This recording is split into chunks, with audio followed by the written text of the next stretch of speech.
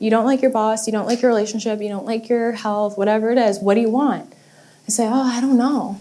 Hey, it's Reese. I'm a mindset and abundance coach and founder of Yes Supply. And I'm so excited about this video because we're about to take you behind the scenes of one of our live trainings. And if you're interested in becoming a coach with Yes Supply, head to yessupply.co/certified to learn all about our certification trainings. So let's jump into it. If something isn't familiar to us, what do we feel? Something isn't familiar to you, what do you feel? Fear, right? And if you fear something, are you going to go after it? No. But the subconscious mind doesn't know the difference between real and imagined. So if you constantly have pictures of you successfully doing something, that's going to become more familiar, right? And so if you become more familiar to something, if it seems like it's more, like you can see yourself in the picture more, it seems more real to you, you're more familiar to it, then what do you guys think that you'll feel instead? Joy, yes, absolutely, joy, and also that you can have that thing, or you can be that thing, or you can do that thing.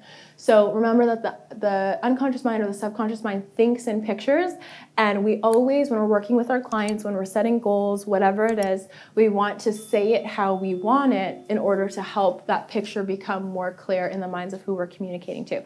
And we can also use this too, like in terms of sales and marketing. You can also use it with auditory and kinesthetic, right? Or also with goal setting as well. What will you hear when you achieve that goal? Well, I'll hear all my clients thanking me and saying that I've changed their life. What will you feel? I'll feel proud of myself. I'll feel abundant. If your client has never felt abundant before, or it's very unfamiliar for them to feel that way, and through working with you, through you putting those pictures in their mind, you install those pictures like inside their minds, and you help them install that belief that they can have that feeling, like it can really be theirs, it's going to go from feeling unfamiliar to being more believable, and then they're going to be able to take more action on it rather than resisting it. Does that make sense? We don't think in words, we think in pictures. So we want to get really, really clear on our goals for ourselves and also help our clients get really, really clear on our goals.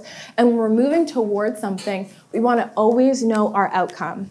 So I can't tell you how many times somebody has complained to me about something that they didn't like, a reoccurring event, and then I say, okay, well, what do you want? You don't like your boss, you don't like your relationship, you don't like your health, whatever it is, what do you want? I say, oh, I don't know. So what happens if you're not in a situation that you like, but you don't know what you actually want? If they don't know exactly where it is that they want to go, and they just know what they don't want, and they're saying, oh, my boss did that same thing to me again, or whatever it is, what do you think is happening in their life? So essentially, if somebody's constantly complaining about what you don't want, and now that you guys know this, you can use it with your clients, you can also recognize it in your friends too. Do you hang out with friends and they're constantly telling you about their old job that sucked and that past story over and over again, and how their ex always used to deal with them, and and they're constantly talking about that. And when they're talking about it, they're not just seeing words on a page, they're seeing pictures. And when they're seeing those pictures, what we focus on expands. What you're doing is, oh, I don't have my loop anymore. What you're doing is you're creating a loop, right? Because you're not focused on a new outcome, you're focused on the old outcome. So when you're focused on the old outcome, you're just going to continue to perpetuate things that are in alignment with the old outcome. So what we really want to do, and I'll often even, I don't really coach my friends or anything like that, but if someone I know is complaining about something, I will say, well, what do you actually want, right? Because, I'm obviously there to listen to people, but there's only so much you can hear the same story where you're like, okay, you're like, hell yeah. There's only so much you can listen to the same thing where you're like, okay, well, when are you going to change it, right? And in order for them to change it, they need to know their outcome. So if they don't like their boss, oftentimes what we don't want, we don't have to complain about what we don't want or be upset about what we don't want or say, I'm only worth this, so that's why I'm continuing to get what I don't want, and seeing it as a representation of how important or incredible we are. We look at what we don't want, we say, okay, perfect. I know I don't want that. So that makes it very clear to me what I do want. And oftentimes, just by knowing what you don't want, you can take your energy and your focus off it and ask yourself, okay, so what do I want instead?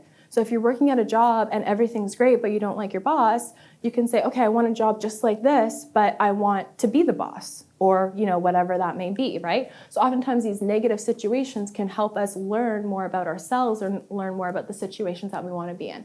So one of the first principles for success, and I think one of the most important principles for success, is to always know your outcome. And if you're seeing recurring themes in your life, or other people are seeing recurring themes in their life, chances are if you ask them, what do you actually want, with specificity, not just like, I want more money, I want to be happy, but like specificity. Oftentimes, the people who have the same recurring issues, it's because they haven't gotten clear on the outcome. And as soon as you get clear on the outcome, you can start taking steps towards that. So we know that our beliefs create our thoughts, right? And your goal or your idea is a thought, right? An idea of like, oh, I want to have a mansion, or I want to have my own business. That's a thought and our idea. We know our beliefs create our thoughts. So and we know that everything stems from identity. Actually, we'll talk about that soon, but a lot of things stem from identity.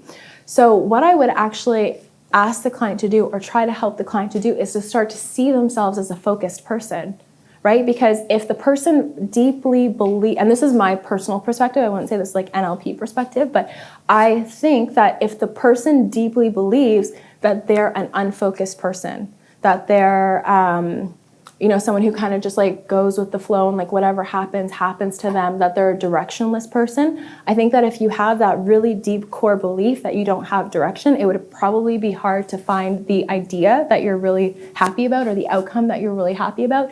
And maybe even if you did think of like an idea that sparks that excitement for a few moments, if they have the identity that they're a directionless person, or that they maybe can't achieve what they want, they would just bin that idea before they actually start to pursue it. So what you could do is work with the client to help them find out what they can get clear on, and get clear on about themselves, or start to see themselves as someone who has had clarity, right? So it's like, okay, so you don't have clarity on your goals, but what are some things that you have had clarity on? And how do those things make you feel? And what was present when you were there? Or have you ever achieved a goal? And what did you like about it? Or what did you not like about it? Or have you worked with someone before in a situation? What did you like about that? Or what did you not like about that? And start to get them clear. Because like, when I came up with the idea for Yes Supply, I didn't know that coaching existed. So it would have been hard for me to say, I want to be a coach. But I did know that I wanted to help people. And this is actually how I came to this way of thinking, because I realized that in times where I didn't know exactly what I wanted, I actually would start to affirm to myself and tell myself that I had direction, and that I had focus, and that I was a confident person. And it's funny because when I started to just install more beliefs and affirm more beliefs to myself that I was this type of person, the outcomes that type of person gets would show up in my life.